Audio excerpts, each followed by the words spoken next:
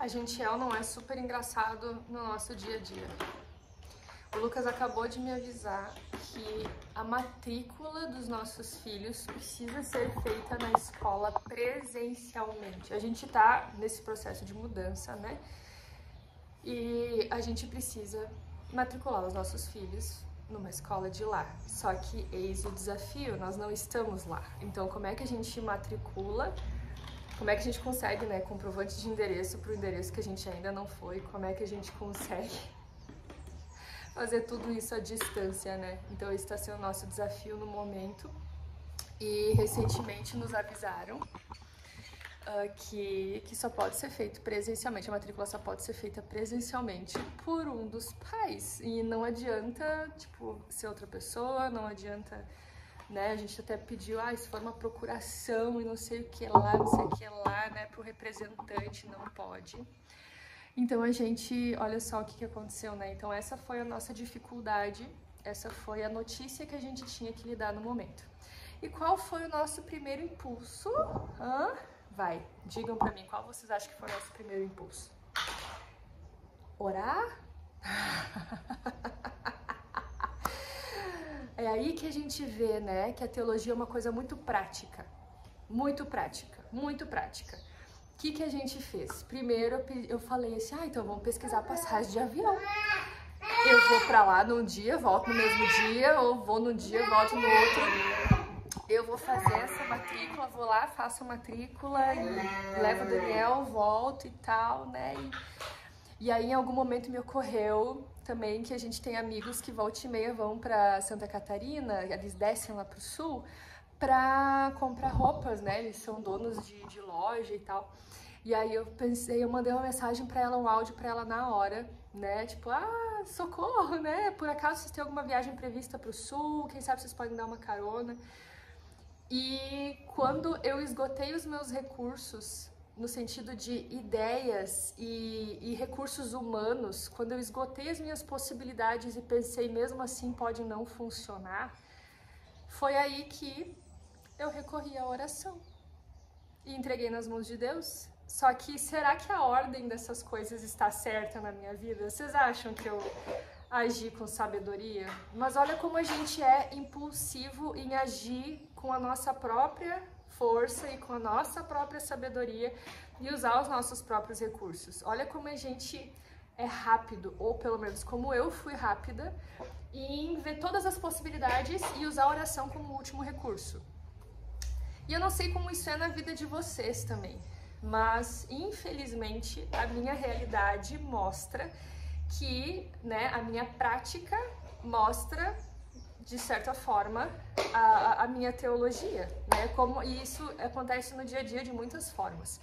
Muitas vezes a gente, às vezes, se pega falando uma coisa e fazendo outra. E a gente precisa prestar atenção nas nossas próprias atitudes e o que elas revelam sobre a nossa fé, sobre onde está o nosso coração.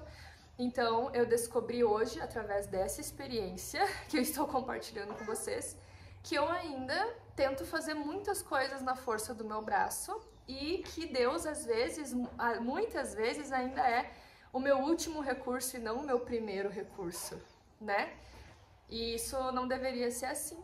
Isso não deveria ser assim. E o que eu quero dizer com isso, e também com outra experiência que aconteceu ontem, olha o que aconteceu ontem, que eu também achei fantástico. Eu tô revelando aqui meu coração pra vocês, né? E pra vocês verem que ninguém é perfeito e tudo mais, né? Ontem também aconteceu de eu acordei com um misto de sentimentos muito grande, né? Eu tava muito... Sabe quando tu tá entupida de sentimentos? Tu não consegue botar pra fora.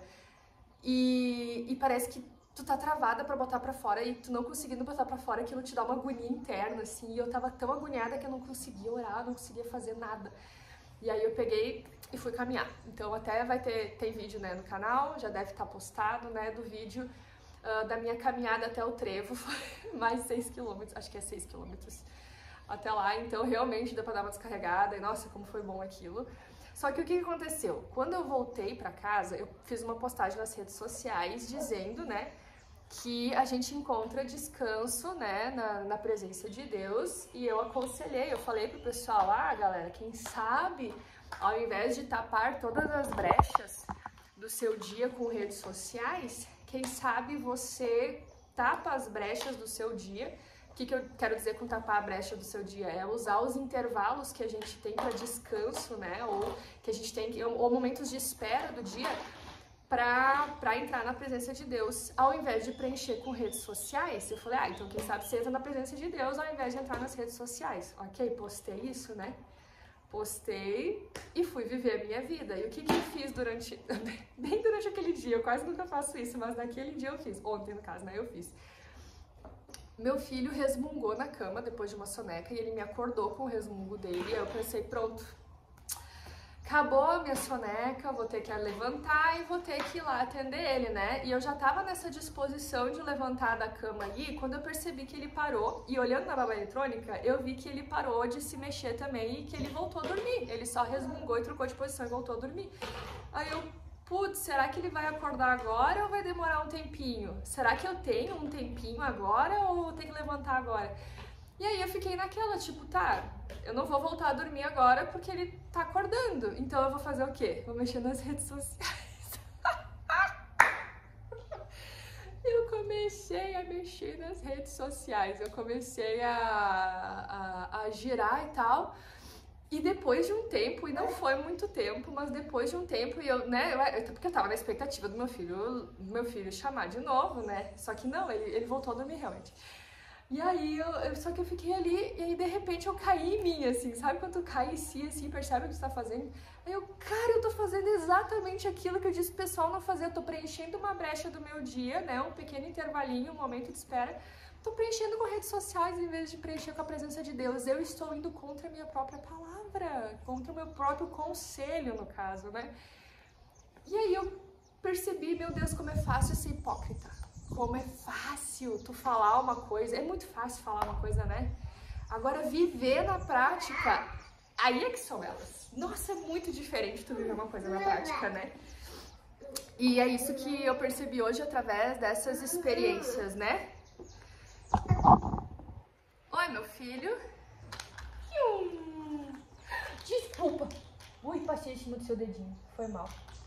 Mas eu percebi através dessas experiências que realmente é muito fácil tu falar, por exemplo, né? Falar, confia em Deus, entrega teus caminhos ao Senhor, confia nele, mais ele falar. Hoje eu falei isso mais de uma vez para as pessoas, né? Use Deus, use a oração. Ele tá me repreendendo, Mamá, ele tá falando mamá. Eu já falei mais de uma vez para as pessoas, usem Deus como seu primeiro recurso, não como o último, né? Não tentem fazer as coisas na força do braço. Mas o que eu fiz? Na prática, ali ó, na batalha do dia a dia. Tentei fazer na minha força, na força do meu braço e usei a oração como último recurso. E eu também já, né, como eu compartilhei com vocês, né, falei ontem, né, vamos entrar na presença de Deus, ai, que lindo, soou tão espiritual isso, né, ai, que pessoa maravilhosa, mas o que eu fiz na prática?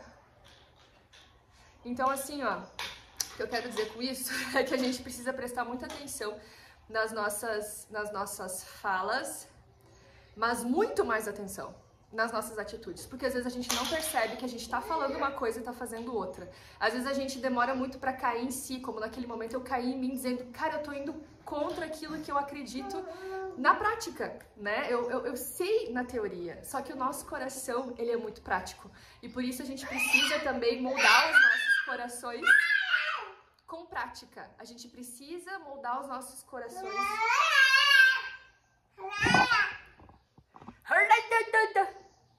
Nós precisamos ser mais práticos do que teóricos, a gente precisa perceber e se dar conta quando a gente está sendo incoerente, e isso não é muito fácil, isso é realmente uma ação conjunta com o Espírito Santo, porque eu duvido que eu me daria conta da minha incoerência se o Espírito Santo não tivesse falado, sabe, ao meu coração.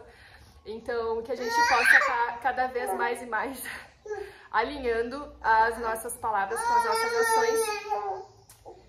E olha, vai gatinha, meu bem, ele tá começando a subir. Ei, vai, sobe esse popozinho. Isso, tentando ensinar ele a engatinhar, mas não é fácil, né? Olha ali, ó. Tá vendo como ele levanta as perninhas de trás? Esses são os peitinhos do engatinhamento. Bom, mas basicamente o recado é esse, né? Pra gente prestar atenção no que... não só no que a gente fala, mas no que a gente faz e o que ele revela sobre onde está o nosso coração e o que precisa ser alinhado, o que precisa de arrependimento e ajuda, e pedido de ajuda pra Deus, né? Porque, enfim, acabou nosso tempo.